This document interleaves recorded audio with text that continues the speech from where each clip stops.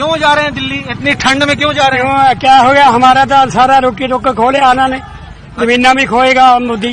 मोदी को तो मुखिया ना कूटेगा जाके, मोदी को तो मुखिया ना कूटेगा जाके, बाबा मोदी को तो मुखिया ना कूटेगा जाके, मोदी को तो मुखिया ना कूटेगा जाके, बाबा मोदी को तो मुखिया ना कूटेगा जाके, मोदी को तो मुखिया ना कूटेगा जाके। इंडोज टीवी देख रहे ਸਾਰੇ ਹੀ ਦਰਸ਼ਕਾਂ ਦਾ ਮੈਂ ਗੋਰਖਪਾਲ ਸਿੰਘ ਸਵਾਗਤ ਕਰਦਾ।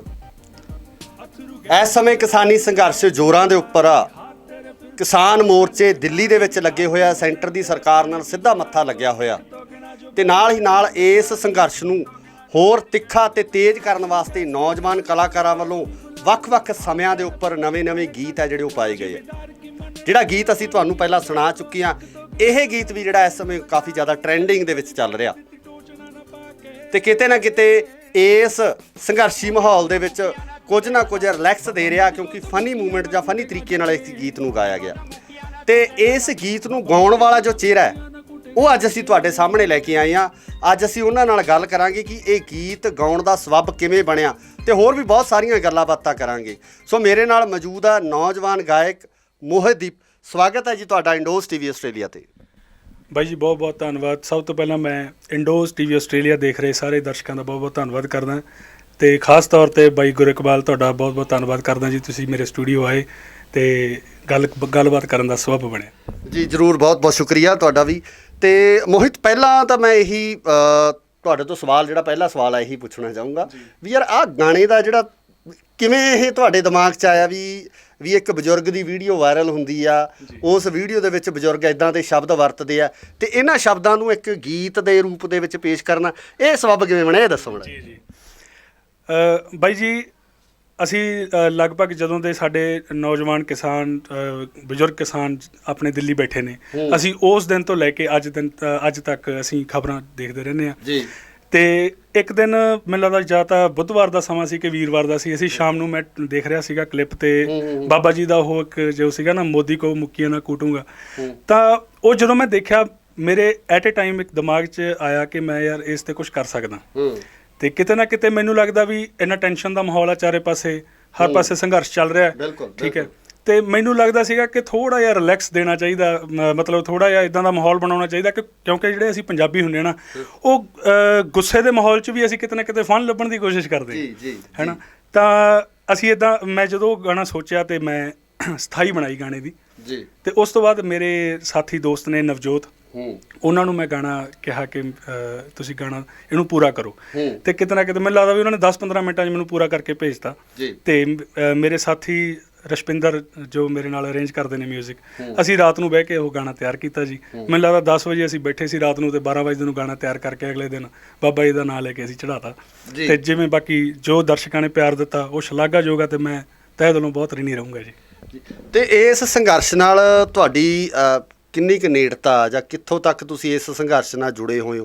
ਕਿਉਂਕਿ ਗੱਲ ਉੱਥੇ ਹੀ ਸਾਹਮਣੇ ਆਉਂਦੀ ਆ ਜਦੋਂ ਕੋਈ ਬੰਦਾ ਕਿਸੇ ਨਿੱਜੀ ਤੌਰ 'ਤੇ ਕਿਸੇ ਚੀਜ਼ ਨਾਲ ਜੁੜਿਆ ਹੋਵੇ, ਉਹਦੀਆਂ ਭਾਵਨਾਵਾਂ ਉਸ ਚੀਜ਼ ਨਾਲ ਜੁੜੀਆਂ ਹੋਣ ਤਾਂ ਫੇਰ ਹੀ ਉਹ ਅੱਗੇ ਇੱਦਾਂ ਦੇ ਸਟੈਪ ਕਰਦਾ। ਤੁਹਾਡੀ ਨੇੜਤਾ ਕਿੰਨੀ ਕੁ ਸੀਗੀ ਉਹ ਸਾਡੇ ਦਰਸ਼ਕਾਂ ਨੂੰ ਜ਼ਰੂਰ ਦੱਸ ਦਿਓ। ਜੀ ਬਾਈ ਜੀ, ਇੱਕ ਗਾਣਾ ਸੁਣਦੇ ਹੁੰਦੇ ਛੋਟੇ ਹੁੰਦੇ, ਲੱਖ ਪਰਦੇਸੀ ਹੋਈਏ ਆਪਣਾ ਦੇਸ਼ ਨਹੀਂ ਭੰਡੀ ਦਾ, ਤਾਂ ਅਸੀਂ ਪੰਜਾਬੀ ਹਾਂ, ਪੰਜਾਬੀ ਬੋਲੀ ਨਾਲ, ਪੰਜਾਬੀ ਧਰਤੀ ਨਾਲ, ਆਪਣੀ ਮਿੱਟੀ ਨਾਲ ਜੁੜੇ ਹੋਏ ਲੋਕ ਹਾਂ ਤੇ ਸਾਡੀ ਮਿੱਟੀ ਲਈ, ਸਾਡੀ ਜ਼ਮੀਨ ਲਈ ਜੋ ਇਹ ਸੀ ਸੰਘਰਸ਼ ਚੱਲ ਰਿਹਾ ਤੇਜ਼, ਅਸੀਂ ਬਹੁਤ ਮਤਲਬ ਸ਼ਬਦਾਂ 'ਚ ਬਿਆਨ ਨਹੀਂ ਕਰ ਸਕਦੇ, ਅਸੀਂ ਬਹੁਤ ਦਿਲੋਂ ਜੁੜੇ ਹੋਏ ਹਾਂ। ਭਾਵੇਂ ਮੈਂ ਬਾਈ ਕਿਸਾਨ ਨਹੀਂ ਹੈਗਾ, ਫਾਰਮਰ ਨਹੀਂ ਹਾਂ, ਪਰ ਮੈਂ ਜ਼ਮੀਨ ਨਾਲ ਜੁੜਿਆ ਹੋਇਆ ਬੰਦਾ, ਕਿਉਂਕਿ ਭਾਵੇਂ ਮੇਰੇ ਕੋਲ ਜ਼ਮੀਨ ਨਹੀਂ ਆ, ਮੇਰੇ ਕੋਲ ਜ਼ਮੀਰ ਹੈ, ਮੇਰਾ ਜ਼ਮੀਰ ਜਾਗਦਾ, ਇਸ ਕਰਕੇ ਮੈਂ ਬਹੁਤ ਡੀਪਲੀ, ਬਹੁਤ ਦਿਲੋਂ ਇਸ ਸੰਘਰਸ਼ ਨਾਲ ਜੁੜਿਆ ਹੋਇਆ ਜੀ। ਵਾਹ ਜੀ ਵਾਹ, ਕਿਆ ਬਾਤ ਆ। ਭਾਵੇਂ ਇਹ ਕਿਉਂਕਿ ਬਹੁਤ ਸਾਰੇ ਇੱਦਾਂ ਦੇ ਸਾਡੇ ਵੀਰ ਆ ਜਿਹੜੇ ਕਿ ਖੁਦ ਕਿਸਾਨੀ ਨਾਲ ਨਹੀਂ ਜੁੜੇ ਹੋਏ ਆ। ਜਿਵੇਂ ਜੇ ਮੈਂ ਮੋਹਿਤ ਦੀ ਗੱਲ ਕਰਾਂ ਤਾਂ ਮੋਹਿਤ ਨੇ ਖੁਦ ਆਪਣੇ ਲਫ਼ਜ਼ਾਂ 'ਚ ਇਹ ਕਿਹਾ ਕਿ ਭਾਵੇਂ ਮੈਂ ਇਸ ਜ਼ਮੀਨ ਨਾਲ, ਜਾਂ ਮਤਲਬ ਜ਼ਮੀਨ ਮੇਰੇ ਕੋਲੇ ਨਹੀਂ ਆ ਪਰ ਮੇਰਾ ਜ਼ਮੀਰ ਜ਼ਰੂਰ ਮੇਰੇ ਕੋਲੇ ਹੈਗਾ। ਤੇ ਇਸੇ ਜ਼ਮੀਰ ਦੀ ਆਵਾਜ਼ ਸੁਣ ਕੇ ਮੋਹਿਤ ਨੂੰ ਜਿਹੜਾ ਇਹ ਲੱਗਿਆ ਕਿ ਇਸ ਗੀਤ ਨੂੰ ਪ੍ਰਮੋਟ ਕਰਨਾ ਚਾਹੀਦਾ ਜਾਂ ਇਸ ਗੀਤ ਨੂੰ ਗਾ ਕੇ ਕੁਝ ਰਿਲੈਕਸੇਸ਼ਨ ਉਹਨਾਂ ਕਿਸਾਨ ਵੀਰਾਂ ਨੂੰ, ਨੌਜਵਾਨਾਂ ਨੂੰ ਕਿਤੇ ਨਾ ਕਿਤੇ ਦੇਣੀ ਚਾਹੀਦੀ ਹੈ ਜਿਹੜੇ ਕਿ ਕਾਫੀ ਸਟਰੈਸ ਜਾਂ ਕਿਸੇ ਉਸ ਮਤਲਬ ਪ੍ਰੈਸ਼ਰ ਦੇ ਵਿੱਚ ਨੈਚੁਰਲ ਦੀ ਆ, ਕਿਉਂਕਿ ਜਦੋਂ ਅਸੀਂ ਇੰਨੇ ਦਿਨਾਂ ਤੋਂ ਇਸ ਸੰਘਰਸ਼ ਦੇ ਨਾਲ ਜੁੜੇ ਹੋਏ ਹਾਂ, ਕਿਤੇ ਨਾ ਕਿਤੇ ਇਸ ਗੀਤ ਨੇ ਰਿਲੈਕਸੇਸ਼ਨ ਜ਼ਰੂਰ ਦਿੱਤੀ ਆ।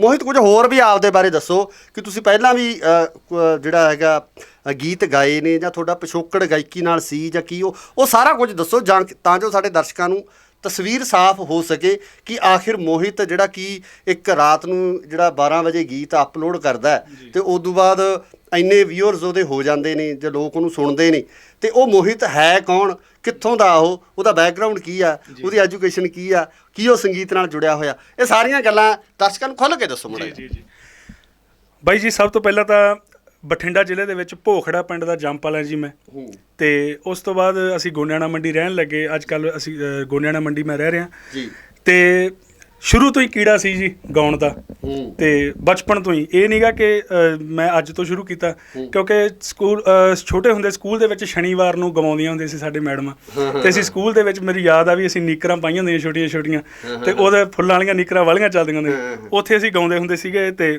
ਬੱਬੂ ਮਾਨ ਨੂੰ ਬਹੁਤ ਸੁਣਿਆ ਜੀ, ਸਰਦੂਲ ਸਾਹਿਬ ਨੂੰ ਬਹੁਤ ਸੁਣਿਆ, ਵੱਡੇ ਵੱਡੇ ਕਲਾਕਾਰਾਂ ਨੂੰ ਸੁਣਿਆ। ਤੇ ਉਸ ਤੋਂ ਬਾਅਦ ਮੈਨੂੰ ਇਹ ਜੋ ਕਹਿੰਦੇ ਹੁੰਦੇ ਨਾ, ਪਹਿਲਾਂ ਸ਼ੌਂਕ ਹੁੰਦਾ, ਤੇ ਸ਼ੌਂਕ ਫਿਰ ਹੌਲੀ ਹੌਲੀ ਜਿਹੜਾ ਹੈਗਾ ਉਹ ਕਿਤੇ ਨਾ ਕਿਤੇ ਜਨੂਨ ਬਣਦਾ, ਤੇ ਜਦੋਂ ਜਨੂਨ ਬਣਦਾ ਉਹਦੀ ਆਦਤ ਬਣ ਜਾਂਦੀ ਹੈ। ਤਾਂ ਮੇਰੀ ਆਦਤ ਹੈ, ਮੇਰੇ ਰੂਹ 'ਚ, ਮੇਰੀ ਖੂਨ 'ਚ ਸੰਗੀਤ ਹੈ ਜੀ।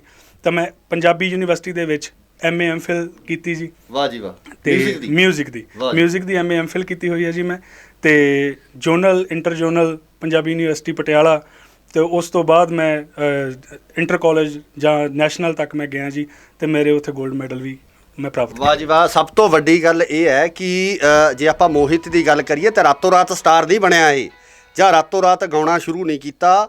ਇਹਦੇ ਪਿੱਛੇ ਵੀ ਇੱਕ ਖਾਸ ਮਿਹਨਤ ਹੈ, ਕਿਉਂਕਿ ਜਿਵੇਂ ਵੀਰ ਨੇ ਦੱਸਿਆ ਕਿ MA MPhil ਮਿਊਜ਼ਿਕ ਦੇ ਵਿੱਚ ਕੀਤੀ ਹੋਈ ਆ। ਉਸ ਤੋਂ ਬਾਅਦ ਯੂਨੀਵਰਸਿਟੀ ਲੈਵਲ ਦੇ, ਯੂਨੀਵਰਸਿਟੀ ਪੱਧਰ ਦੇ, ਨੈਸ਼ਨਲ ਪੱਧਰ ਦੇ ਜਿਹੜੇ ਕੰਪੀਟੀਸ਼ਨ ਆ ਯੂਨੀਵਰਸਿਟੀ ਵੱਲੋਂ ਲੜੇ ਗਏ ਆ, ਤੇ ਨਾਲ ਹੀ ਨਾਲ ਲੜਨ ਤੋਂ ਬਾਅਦ ਉਹਨਾਂ ਦੇ ਵਿੱਚ ਚੰਗੇ ਇਨਾਮ ਜਾਂ ਚੰਗਾ ਰੁਤਬਾ ਜਿਹੜਾ ਉਹ ਵੀ ਹਾਸਲ ਕੀਤਾ ਹੋਇਆ। ਮੋਹਿਤ, ਇੱਕ ਬੜੀ ਵਧੀਆ ਗੱਲ ਤੁਸੀਂ ਦੱਸੀ ਹੈ ਕਿ ਤੁਸੀਂ ਯੂਨੀਵਰਸਿਟੀ ਪੱਧਰ 'ਤੇ ਸਾਰੇ ਮੁਕਾਬਲੇ ਜਿਹੜਾ ਲੜਦੇ ਰਹੇ ਹੋ, ਜਾਂ ਮਿਊਜ਼ਿਕ ਦੇ ਖੇਤਰ ਦੇ ਵਿੱਚ ਤੁਸੀਂ ਖਾਸ ਪੜ੍ਹਾਈ ਕੀਤੀ ਹੋਈ ਹੈ। ਸੋ ਕੁਝ ਕੁ ਜਿਹੜੇ ਹੋਰ, ਜੇ ਆਪਾਂ ਇਹਨੂੰ ਅੱਗੇ ਗੱਲ ਕਰੀਏ ਤਾਂ ਅੱਗੇ ਆਉਣ ਵਾਲੇ ਸਮੇਂ ਦੇ ਵਿੱਚ ਵੀ ਤੁਸੀਂ ਇੱਦਾਂ ਦੇ ਗੀਤ ਆ ਜਿਹੜੇ ਜਾਂ ਕਿਸਾਨੀ ਨਾਲ ਸੰਬੰਧਿਤ ਹੈ, ਕਿਉਂਕਿ ਹਜੇ ਸਿਰਫ ਕਿਸਾਨੀ ਦੀ ਗੱਲ ਕਰਦੇ ਆਪਾਂ ਪੰਜਾਬ ਦੇ ਵਿੱਚ, ਕਿਸਾਨੀ ਦੇ ਮਸਲਾ ਚੱਲਦਾ ਪਿਆ। ਸੋ ਇਸ ਤੇ ਹੋਰ ਵੀ ਜਿਹੜੇ ਗੀਤ ਆ ਇੱਦਾਂ ਦੇ ਤੁਸੀਂ ਗਾਓਗੇ ਜੀ? ਹਾਂਜੀ, ਮੇਰੇ ਇੱਕ ਗੀਤ ਤਾਂ ਮੇਰਾ ਤਿਆਰ ਹੀ ਪਿਆ। ਅਸੀਂ ਸੋਚਿਆ ਸੀਗਾ ਕਿ ਉਹਨੂੰ ਬਹੁਤ ਜਲਦੀ ਰਿਲੀਜ਼ ਕਰੀਏ, ਤੇ ਪਰ ਜਦੋਂ ਹੀ ਸਬੱਬ ਬਣਦਾ ਮੈਨੂੰ ਲੱਗਦਾ ਵੀ ਅਸੀਂ 1-2 ਦਿਨਾਂ ਦੇ ਵਿੱਚ ਉਹਨੂੰ ਵੀ ਅਪਲੋਡ ਕਰਾਂਗੇ। ਪਹਿਲਾਂ ਜੋ ਗਾਣਾ ਚੱਲ ਰਿਹਾ, ਅਸੀਂ ਦਰਸ਼ਕਾਂ ਦਾ ਤਹਿ ਦਿਲੋਂ ਧੰਨਵਾਦ ਹਾਂ ਵੀ ਜੋ ਹਾਲੇ ਵੀ ਉਸ ਨੂੰ ਬਹੁਤ ਪਿਆਰ ਦੇ ਰਹੇ, ਤੇ ਮੈਨੂੰ ਲੱਗਦਾ ਵੀ ਅੱਗੇ ਵੀ ਉਸ ਗਾਣੇ ਨੂੰ ਬਹੁਤ ਪਿਆਰ ਦਿੰਦੇ ਰਹਿਣਗੇ। ਕੋਈ ਹੋਰ ਜਿਹੜਾ ਕੋਈ ਆਪਣੇ ਵੱਲੋਂ ਤੁਸੀਂ, ਜਿਹੜੇ ਤੁਹਾਨੂੰ ਸੁਣਨ ਵਾਲੇ ਨੇ, ਜਿਨ੍ਹਾਂ ਨੂੰ ਹਾਲੇ ਤੱਕ ਇਹ ਨਹੀਂ ਪਤਾ ਸੀਗਾ ਕਿ ਗੀਤ ਗਾਇਆ ਕਿਹਨੇ, ਕਿ ਮੋਹਿਤ ਕੌਣ ਆ, ਤੋ ਉਹਨਾਂ ਲਈ ਤੁਸੀਂ ਕੀ ਸੁਨੇਹਾ ਜਾਂ ਕੋਈ ਇੱਕ ਮੈਸੇਜ ਜਾਂ ਕੋਈ ਗੱਲ ਕੀ ਕਹਿਣੀ ਚਾਹੁੰਦੇ ਹੋ? ਹਾਂਜੀ ਬਾਈ, ਮੇਰੇ ਵੱਲੋਂ ਦਰਸ਼ਕਾਂ ਨੂੰ ਇਹੀ, ਜੋ ਘਰ ਬੈਠੇ ਲੋਕ ਨੇ ਉਹਨਾਂ ਨੂੰ ਇਹੀ ਸੰਦੇਸ਼ ਹੈ ਕਿ ਜੋ ਕਿਸਾਨੀ ਸੰਘਰਸ਼ ਚੱਲ ਰਿਹਾ, ਸਾਡੀ ਜ਼ਮੀਨ ਲਈ ਸੰਘਰਸ਼ ਚੱਲ ਰਿਹਾ, ਸਾਡੀਆਂ ਫਸਲਾਂ ਦੇ ਮੁੱਲ ਲਈ ਸੰਘਰਸ਼ ਚੱਲ ਰਿਹਾ, ਤਾਂ ਅਸੀਂ ਉਹ ਹੱਕ ਲੈ ਕੇ ਮੁੜਨਾ ਹੈ। ਅਸੀਂ ਖਾਲੀ ਹੱਥ ਨਹੀਂ ਮੁੜਨਾ, ਅਸੀਂ ਉੱਥੇ ਬਹਿਣਾ, ਅਸੀਂ ਡੇਰਾ ਲਾਉਣਾ। ਤੇ ਜਿਹੜੇ ਪੰਜਾਬੀ ਘਰਾਂ 'ਚ ਬੈਠੇ ਨੇ, ਮੈਂ ਚਾਹੁੰਦਾ ਦੱਬ ਕੇ ਆਪਦੇ ਪਿੰਡਾਂ ਦੇ ਵਿੱਚੋਂ ਹੋਰ ਟਰਾਲੀਆਂ ਭਰ ਕੇ ਲੈ ਕੇ ਜਾਓ, ਤੇ ਉੱਥੇ ਜਾ ਕੇ ਅਸੀਂ ਇੰਨਾ ਕੁ ਸੰਘਰਸ਼ ਤੇਜ਼ ਕਰੀਏ ਕਿ ਸਰਕਾਰ ਨੂੰ ਗੋਡੇ ਟੇਕਣੇ ਪੈ ਜਾਣ ਜੀ। ਇਸ ਸਮੇਂ ਕਿਉਂਕਿ ਕੱਲ੍ਹ ਮੀਟਿੰਗ ਹੈ, ਤੇ ਮੀਟਿੰਗ ਨੂੰ ਉਮੀਦ ਕਰਦੇ ਹਾਂ, ਅਸੀਂ ਉਮੀਦ ਵੀ ਕਰਦੇ ਹਾਂ, ਤੇ ਉਸ ਸੱਚੇ ਪਾਤਸ਼ਾਹ ਪ੍ਰਮਾਤਮਾ ਅੱਗੇ ਅਰਦਾਸ ਵੀ ਕਰਦੇ ਹਾਂ ਕਿ ਜਿਹੜੇ ਇਹ ਫੈਸਲੇ ਆ ਇਹ ਸਾਡੇ ਹੱਕ ਦੇ ਵਿੱਚ ਹੋਣ, ਸਾਡੀ ਧਰਤੀ ਦੇ ਹੱਕ ਦੇ ਵਿੱਚ ਹੋਣ, ਸਾਡੀ ਕਿਸਾਨੀ ਦੇ ਹੱਕ ਦੇ ਵਿੱਚ ਹੋਣ।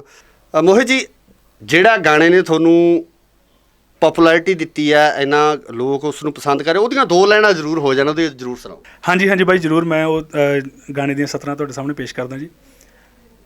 3 महीने से ठठ होए पड़े हैं, अपने हक्कां के लिए पूरा लड़े हैं, सभी देशवासी साडे नाल खड़े हैं, ताइयों साडे हौसले बुलंद बड़े हैं, गुस्सा देखी दिल्ली साडा फूटेगा जाके,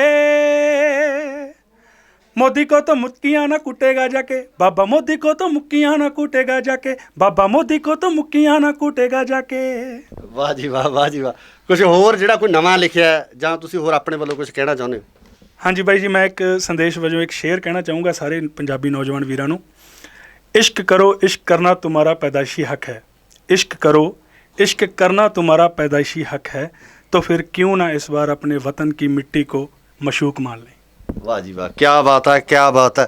सो ये सन मोहितदीप, जिन्हां ਵੱਲੋਂ ਜਿਹੜਾ ਇੱਕ ਗੀਤ ਹੈ ਰਾਤੇ ਰਾਤ ਅਪਲੋਡ ਕੀਤਾ ਜਾਂਦਾ, ਤੇ ਬਹੁਤ ਪਿਆਰ ਆ ਜਿਹੜਾ ਇਸ ਗੀਤ ਨੂੰ ਦਿੱਤਾ ਜਾਂਦਾ।